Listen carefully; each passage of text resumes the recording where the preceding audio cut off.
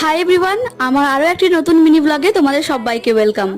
এটা হচ্ছে মঙ্গলবার দিনের ভিডিও। তোমরা তো দেখেছো যে আমি গেছিলাম আমার বাড়ি, সেটা হচ্ছে রবিবার দিন, আর এটা হচ্ছে মঙ্গলবার দিন। সেদিন আমি আবার ব্যাক করছি শ্বশুর বাড়ি আসার জন্য। হ্যাঁ, মাত্র 2 দিনের জন্যই আমি গেছিলাম আমার বাড়ি, শুধুমাত্র শপিং করার জন্য।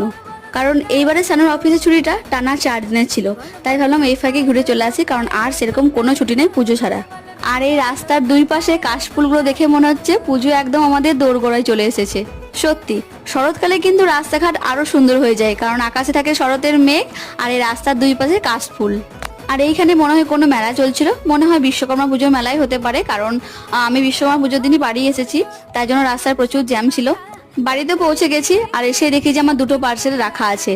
এর মধ্যে একটাই ছিল 3 পিস, পুজোর জন্য কিনেছি, আর একটাই আছে বেডশিট, যেটার আনবক্সিং ভিডিও আমি তোমাদের নেক্সট পার্টে শেয়ার করব। সো আজকের মিনি ব্লগটি এখানেই শেষ করছি, দেখা হচ্ছে আমার নেক্সট মিনি ব্লগে। Thanks for watching.